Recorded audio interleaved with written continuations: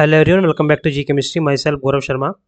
और आज इस वीडियो में मैं डिस्कस करने वाला हूं कि जो इस बार आपकी नेट की कट ऑफ रहने वाली है वो परसेंटाइल के ऊपर कैसे बेस रहेगी, या फिर कितनी परसेंटाइल आने पर आपका नेट या जेआरएफ पास हो जाएगा। ठीक है, तो देख लेते हैं, एक्सपेक्टेड कट ऑफ की बात कर लेते हैं। अगर आपकी जो परसेंटाइल है, परसेंटाइल अगर जनरल कैटेगरी में आपकी परसेंटाइल 99.10 या फिर इससे ऊपर है तो आपके जेआरएफ के बहुत ज़्यादा चांस बन सकते हैं, आपका जेआरएफ क्वालिफाई हो सकता है। ठीक है, तो जनरल कैटेगरी के लिए अगर आपकी परसेंटाइल कितनी है, 99 से ऊपर है, तब आपके जेआरएफ के चांस हो सकते हैं। वही अगर हम बात करें ईडब्ल्यूएस की, अगर आपकी परसेंटाइल 97 से ऊपर है तब आपके जेआरएफ के चांस हैं। ओबीसी के लिए अगर हम बात करें तो यह भी 97 से ऊपर अगर आपकी परसेंटाइल है तो आपका जेआरएफ हो सकता है। शेड्यूल कास्ट के लिए अगर हम बात करें 92 अगर परसेंटाइल आ रही है तो आपका जेआरएफ हो सकता है।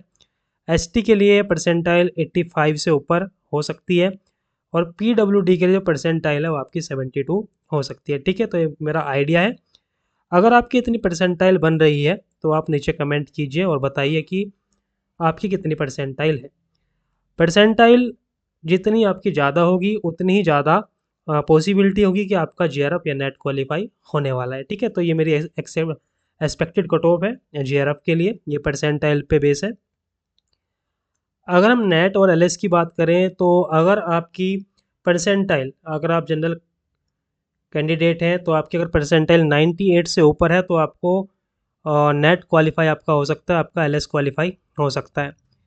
ईडब्ल्यूएस के लिए आपके 94 से ऊपर अगर आपकी परसेंटाइल है तो आपका नेट क्वालिफाई हो सकता है। इसी तरह से आप देख सकते हैं 94 पे ओबीसी, और एससी के लिए 88 अगर परसेंटाइल आपकी बन रही है तो आपका नेट क्वालिफाई होने के चांस है। एसटी के लिए जो परसेंटाइल है वो 80 से ऊपर रहने वाला है, और पीडब्ल्यूडी के लिए आपका 72 यहाँ पे परसेंटाइल होने वाला है। तो देखिए, आपके दो तरह की चीज़ें इस बार स्कोर कार्ड में देखने को मिली है।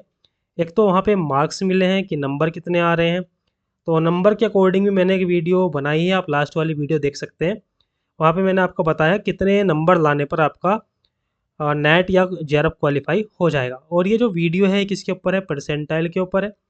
तो अगर आप देखेंगे तो आपको दो तरह के यहाँ पे इस बार स्कोर देखने को मिलेंगे, एक परसेंटाइल में और एक आपके मार्क्स के अकॉर्डिंग। तो मार्क के जो नंबर के अकॉर्डिंग जो कट ऑफ है वो मैंने पिछली वीडियो में डिस्कस किया है, आप उस वीडियो को जाकर देख लीजिए।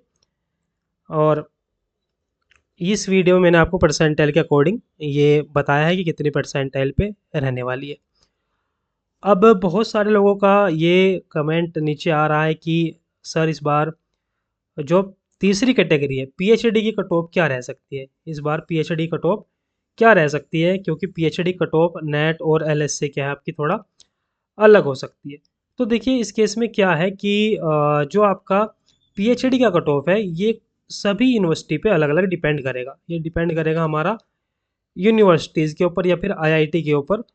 कोई आईआईटी कुछ कट ऑफ लगाएगा और कोई आईआईटी अपनी अलग अलग कट ऑफ लगाएंगे। तो मेरा आइडिया ये है कि जिस तरह से एक पेपर होता है CUCET, जिस तरह से CUCET का एक पेपर होता है, और इसमें अलग अलग यूनिवर्सिटी क्या करती है, अलग अलग अपनी मेरिट लगाती है, अलग अलग अपनी परसेंटेज मेरिट लगाती है। उस तरह से ही जो आपका तीसरा कैटेगरी है पीएचडी वाला, उसमें भी जो यूनिवर्सिटीज़ होंगी, आईआईटीज़ होंगी, वो अपनी खुद से मेरिट लगाएंगी, और जो इन मेरिट को क्वालिफाई करेगा उसका सिलेक्शन पीएचडी में होगा।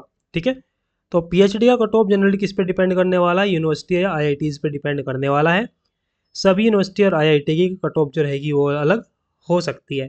तो पीएचडी का जो एडमिशन होगा वो यूनिवर्सिटी के ऊपर ही डिपेंड करने वाला है। ठीक है, तो मैंने आपको तीनों कैटेगरी का बता दिया है कि किस तरह से यहाँ पे आपका पीएचडी में एडमिशन होगा, और नेट के लिए आपकी परसेंटाइल कितनी होनी चाहिए, और जेआरएफ के लिए आपकी परसेंटाइल कितनी होनी चाहिए। तो ये तीनों चीज़ें मैंने आपको डिस्कस कर दी हैं। अगर आप पहली बार चैनल पे हैं तो चैनल को सब्सक्राइब कर लीजिए। और अगर हम बात करें कि कब तक हमारा रिजल्ट आ सकता है, तो मुझे लगता है कि जो हमारा रिजल्ट है वो 20 से लेकर 22 सितंबर तक हमें रिजल्ट देखने को मिल सकता है, क्योंकि स्कोर कार्ड रिलीज़ होने के 1 से 2 हफ्ते के अंदर हमारा फाइनल रिजल्ट आ जाता है। ठीक है, तो हमारा जो फाइनल कट ऑफ रहेगा वो 20 से 22 के बीच में आ जाना चाहिए।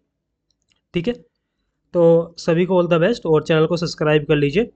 और एक बात और मैं आपसे बोलना चाहता हूँ, अगर आप पीजीटी केमिस्ट्री जो कि आपका यूपी पीजीटी है या फिर हरियाणा पीजीटी है, अगर आप इनकी तैयारी कर रहे हैं या फिर आप UP assistant professor, UP Haryana assistant professor and UK assistant professor, इन सब की अगर आप तैयारी कर रहे हैं तो आप चैनल को सब्सक्राइब कर लीजिए, क्योंकि हम यहाँ पे जल्दी ही एक ऑनलाइन टेस्ट सीरीज़ शुरू करने वाले हैं। तो इन 5 एग्ज़ाम की तैयारी वहाँ पे कराई जाएगी, जिसमें UP PGT, HR PGT, UP assistant professor, HR assistant professor और उत्तराखंड असिस्टेंट प्रोफेसर, इनसे रिलेटेड हम यहाँ पे टेस्ट सीरीज चलाएंगे और उनका ऑनलाइन हम सोल्यूशन करेंगे। तो आप चैनल को सब्सक्राइब कर लीजिए ताकि आपको आने वाली सभी वीडियो का नोटिफिकेशन मिलता रहे। आपने कितने मार्क्स गेम किए हैं या फिर कितनी परसेंटाइल आपकी आ रही है, नीचे कमेंट सेक्शन में ज़रूर बताएं, और जिससे मैं आपको आइडिया दूंगा कि आपका नेट, जेआरएफ या फिर पीएचडी में किस तरह से होने वाला है। तो अपने मार्क्स या फिर अपने परसेंटाइल नीचे कमेंट में लिखें और मैं आपको वहाँ पे रिप्लाई कर दूंगा। सो थैंक्स फॉर वॉचिंग और प्लीज़ सब्सक्राइब कर लीजिए चैनल को। Thank you.